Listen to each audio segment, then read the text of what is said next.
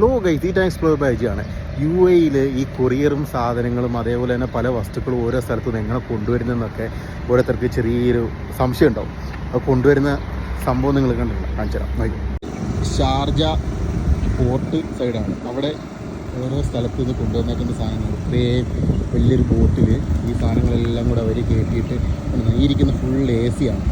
ഇവിടെ full AC, അപ്പുറത്ത് പിന്നെ ഓവന് അതേപോലെയുള്ള കൊറിയറിൻ്റെ സാധനങ്ങൾ എല്ലാം ഉണ്ട്.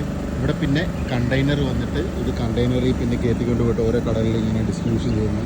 കണ്ടില്ലേ, വലിയ ബോട്ട് കിടക്കുന്നുണ്ട്.